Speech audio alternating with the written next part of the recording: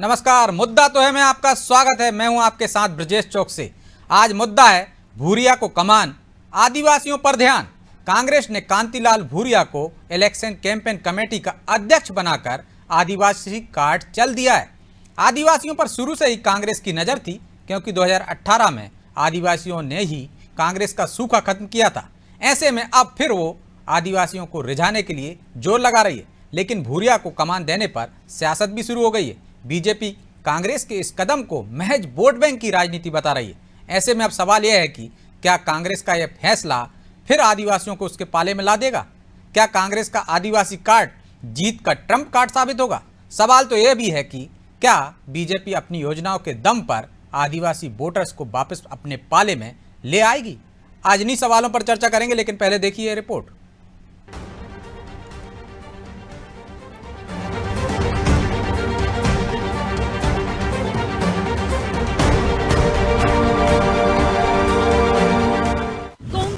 Election campaign committee का ऐलान, कांतिलाल भूरिया को दी कमान। कांग्रेस ने खेला आदिवासी कार्ड, विधानसभा चुनाव की जंग होगी हार। आदिवासियों के सहारे 2018 में सत्ता का स्वाद चखने वाली कांग्रेस ने फिर आदिवासियों को साथ में नया पैंतरा आजमाया है। एआईसीसी ने मध्य प्रदेश में इसी साल होने वाले विधानसभा चुनाव को लेकर इलेक्शन कैंपेन कमेटी का ऐलान किया, जिसमें पूर्व केंद्रीय मंत्री कांतिलाल भूरिया को अध्यक्ष बनाया गया है। अब कैंपेन कमेटी की कमान कांतिलाल भूरिया को दिए जाने के मायने भी निकाले जा रहे हैं। क्या चुनाव से पहले कांग्रेस ने आदिवासी कार्ड खेल दिया है? कांग्रेस का ये फैसला कहीं न कहीं 22% आदिवासी वोट बैंक को साधने की एक कोशिश ही है। हालांकि लिस्ट जारी होने के बाद इस पर सियासत भी गर्मा गई है।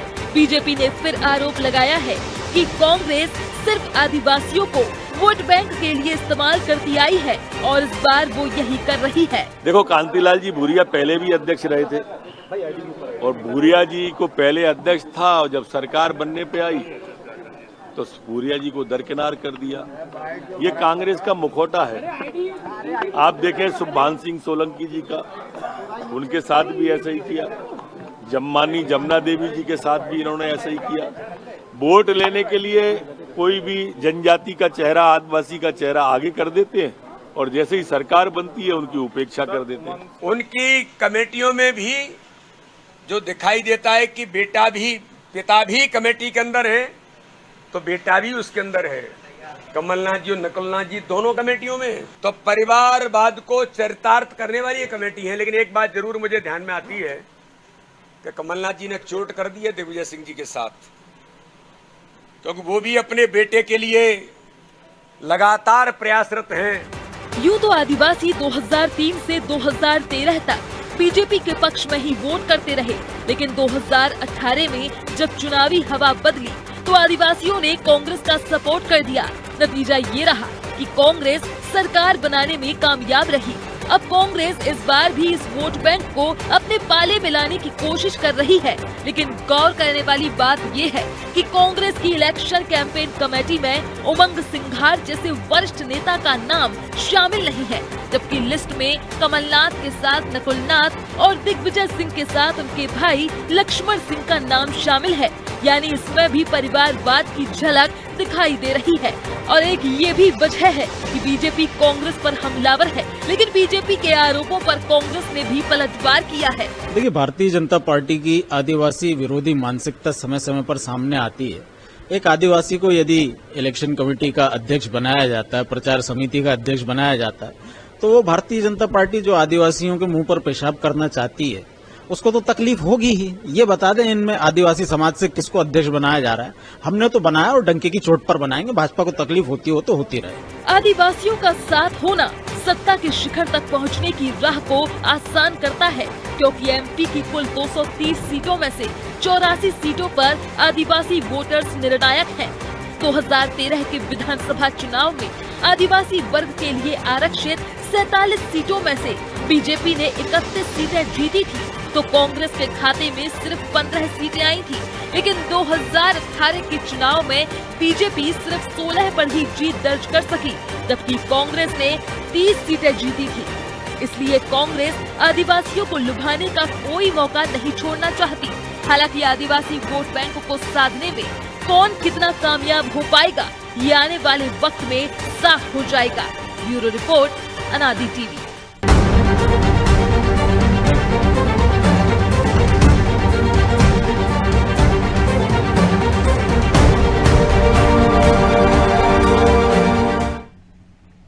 तो इस मुद्दे पर चर्चा के लिए हमारे साथ जुड़ गए हैं सिद्धार्थ सिंह राजावत, कांग्रेस प्रवक्ता हैं, डॉक्टर गुलरेज शेख, बीजेपी प्रवक्ता हैं, सूर्यकांत चतुर्वेदी, वरिष्ठ पत्रकार।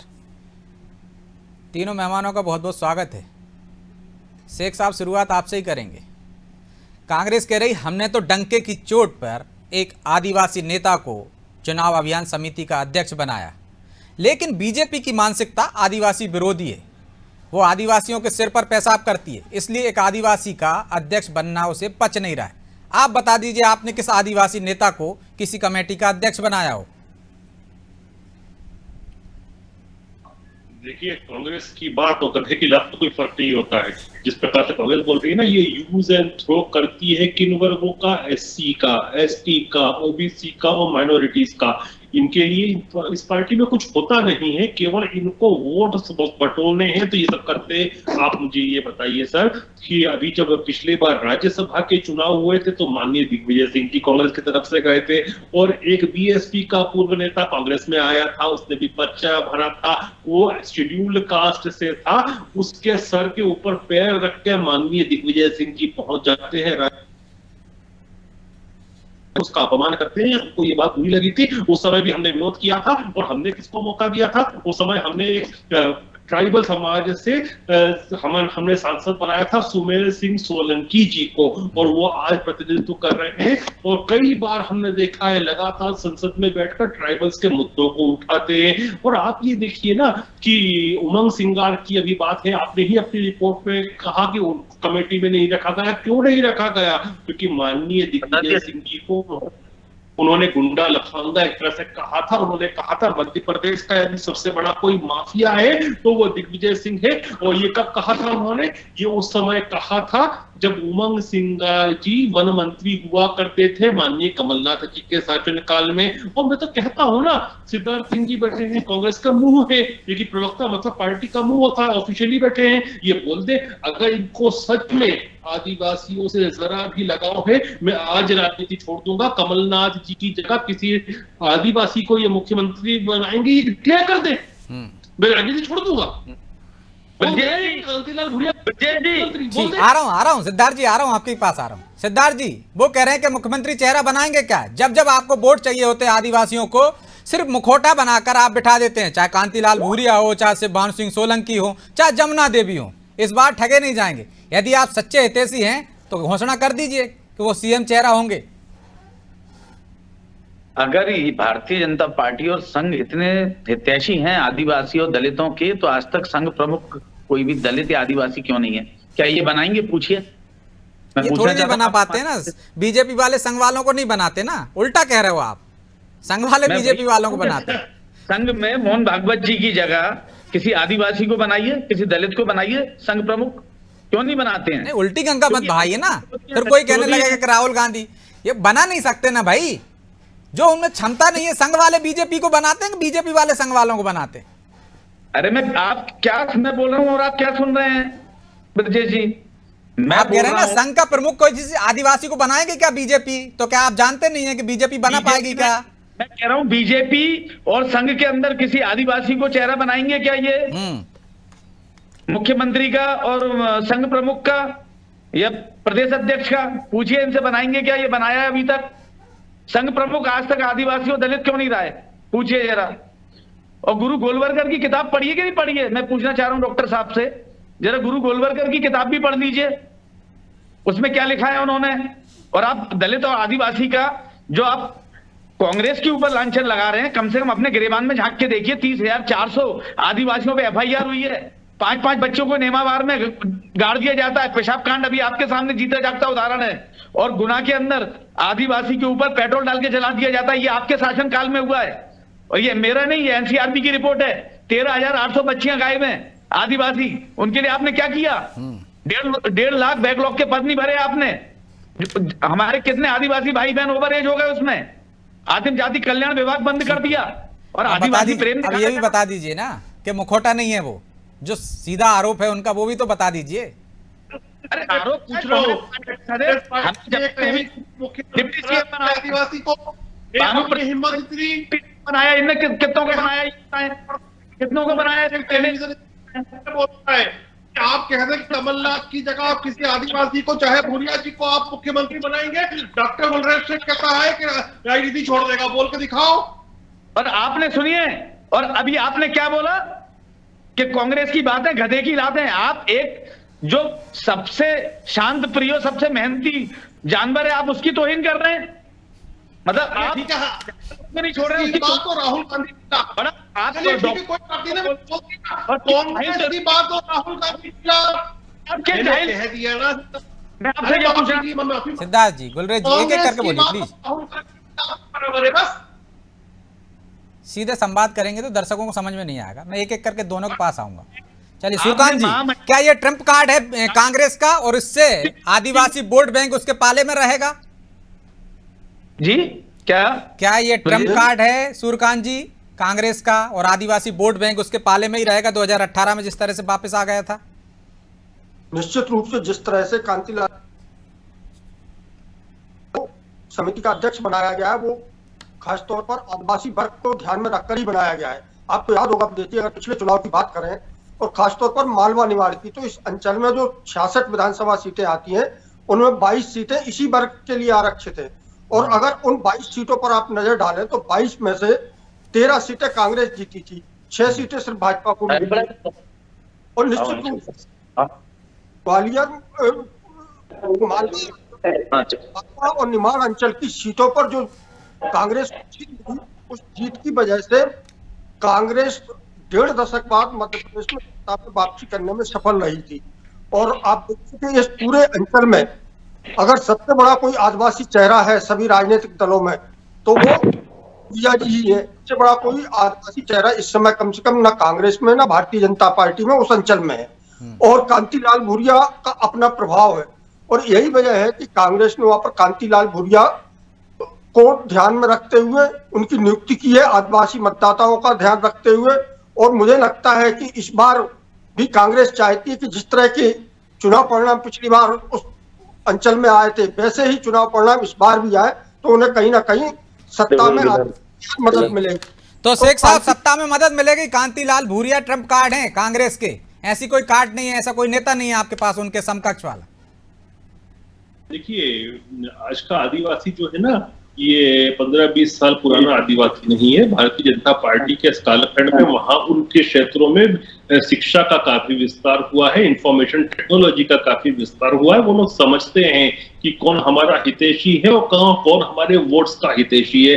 वो समझते हैं कि कांतिलाल भूरिया अभी ये इतना उठा रहे हैं, उनको मिनिस्टर नहीं बनाया गया था जबकि वो राज्य के अध्यक्ष थे, प्रदेश अध्यक्ष थे कांग्रेस पार्टी के। तो और किस प्रकार से आप देखिए उमंग सिंगार को निकाला गया जैसे दूध में से मक्खी निकाली जाती है। क्यों निकाला गया? क्योंकि उन्होंने कुछ शब्द कहे थे माननीय दिग्विजय सिंह जी के खिलाफ। और दिग्विजय सिंह जी क्या है? वो राजा महाराजा में की श्रेणी में आते हैं, वो राजघराने से आते हैं। तो एक ट्राइबल मिनिस्टर ने एक राजा के ऊपर कैसे कह दिया, कैसे बर्दाश्त हो जाएगा भाई साहब, ये सोचिए आप। और अभी हमारे कांग्रेस के जो प्रवक्ता महोदय थे उनको बड़ी तकलीफ हुई थी। मैं उनसे क्षमा याचना करता हूं कि मैंने जो कहा था कि कांग्रेस की बात और गधे की लात, कांग्रेस की बात और गधे की लात नहीं, कांग्रेस की बात और राहुल गांधी की लात। शेख साहब जी, आवाज आ रही है आपको हमारी? हाँ, आपकी बात पूरी हो गई। नहीं, मैं कहना चाहता हूं कि हमारे कांग्रेस के भाई को बुरा लगा था कि मैंने कहा रिपीट मत कीजिए, आपकी बात पूरी हो गई ना। सिद्धार्थ जी से जवाब ले लेते हैं। सिद्धार्थ जी, ठीक है, आप उधर मत जाइए, बार बार उसको मत दोहराइए। ठीक है, आपने एक कहावत बोली थी लेकिन उस पर डिबेट नहीं कर रहे हैं। एक बड़ी पार्टी के प्रवक्ता होके और इतने गली मोहल्ले जैसी ये शब्दों का प्रयोग कर रहे हैं, इनके अंदर बिल्कुल भी शालीनता नहीं है। और आप देखिए कैसे असंसदीय भाषाओं का, मैं भी चाहता हूं सिद्धार्थ जी उस पर डिबेट पे ना जाएं, उस पर बहस ना करें, छोड़िए उसको, आगे बढ़ते हैं अपन। एक परिवारवाद का भी आरोप लग रहा है। भूरिया जी आपके पास चेहरा है, ठीक है, लेकिन उनको उतना महत्व नहीं मिला। क्या वजह रही कि उमंग सिंगार को इस वजह से बाहर कर दिया गया है कि उन्होंने दिग्विजय सिंह के खिलाफ बोला था? आदिवासी नेताओं का इस तरह से यूज किया जाता है बस। देखिए पिता ब्रजेश पुत्र जी, हैं, आज भारतीय जनता भाई पार्टी भाई के हैं। पास आज भारतीय जनता पार्टी के पास कोई मुद्दा नहीं है। आज भारतीय जनता पार्टी के पास कोई कुछ भी कहने को नहीं है। अनर्गल बातें करना सिर्फ उनका शगुफ्ता है। और आप देखिए किस प्रकार से आज आदिवासी अंचल में खुशी की लहर है भूरिया जी के बनने पे। हमने 1996-97 में, आपको याद होगा, दिलीप सिंह भूरिया जी के नेतृत्व में सबसे पहले यूपीए गवर्नमेंट में, यूपीए फर्स्ट में, हमने आदिवासी भाई बहनों के लिए पैसा कानून लेकर आए, जिसको 20 साल तक भारतीय जनता पार्टी रखे रही। अगर इतनी हितैषी थी तो उसको लागू क्यों नहीं किया? और उसकी भी अगुवाई कांतिलाल भूरिया जी ने अभी की, उसकी भी विरोध किया। अभी आपने देखा किस प्रकार से विक्रांत भूरिया ने पूरे मध्य प्रदेश में उसका पूरे व्यापक पैमाने से उसके लिए आंदोलन, जन आंदोलन किया। एक तरफ मुख्यमंत्री हेरिटेज दारू बिछवाने की बात कर रहे थे आदिवासी भाई बहनों के लिए, उनकी रोजगार की बात नहीं कर रहे थे। आदिम जाति कल्याण विभाग बंद हो रहे हैं, उसमें गुलरेज जी कुछ नहीं बोलेंगे। इनको उमंग सिंगार जी याद आ जाते हैं, इनको दिग्विजय सिंह जी याद आ जाते हैं। कभी अपनी पार्टी के बारे में नहीं बोलेंगे। नाराज भाजपा, महाराज भाजपा, शिवराज भाजपा, कैलाश भाजपा, अंदरूनी क्या लड़ाई चल रही है, किस प्रकार से भूपेंद्र सिंह, किस प्रकार से गोविंद सिंह राजपूत और किस प्रकार से गोपाल भार्गव में लड़ाई चल रही है, उसकी बात नहीं करेंगे। हाँ तो मैं, जब आप आदिवासियों की बात कर रहे हैं तब ये दिग्विजय सिंह जी की बात कर रहे हैं, तब आप मैं ये बात बोल रहा हूँ तो आपको ये भी आदिवासी चेहरे को बाहर किया, इसलिए उन्होंने दिग्विजय सिंह पर वो लगाया था आरोप। अपना आत्मसात करते, अपने हृदय के अंदर देखें, आपके हृदय के अंदर क्या है, कथनी करनी में कितना फर्क है। आदिवासी वो एक परिवारवाद का भी आरोप लगा रहे हैं आप पर। आप कह रहे हैं कोई मुद्दे नहीं है, परिवारवाद का भी आरोप लगाया है, तो उस पर भी जवाब दीजिए। बीडी शर्मा कह रहे हैं परिवारवाद दिख रहा है उसमें। आकाश कौन है? ठीक है सिद्धार्थ जी। आकाश जी कौन है, मैं पूछना चाहता हूँ, बताइए। विश्वास सारंग कौन है? उनके पिताजी कैलाश नारायण सारंग कौन है? क्या बात कर रहे हैं आप? ठीक है शेख साहब, वो आप कह रहे हैं, ठीक है शेख साहब वो कह रहे हैं कि आप परिवारवाद का आरोप लगाते हैं। आपके अपनी गलेवाल में तो झांक के देख लीजिए। आकाश विजयवर्गीय, विश्वास सारंग, बहुत सारे ऐसी नेता हैं जो परिवारवाद से आते हैं। जब आकाश जी को टिकट मिला था तो कैलाश जी ने अपना टिकट छोड़ दिया था। एक व्यक्ति, एक परिवार, एक पोस्ट, ये हमारे सिद्धांत पे चलते हैं हम। लेकिन अभी एक बात देखिए कि इनका दोगलापन यही एक्सपोज हो जाता है कि पड़ोस के राज्य छत्तीसगढ़ में, अभी आप बोल रहे थे मैं खबर रोक रहा था। सिद्धार्थ जी आ जाने दीजिए। बोल लीजिए सिद्धार्थ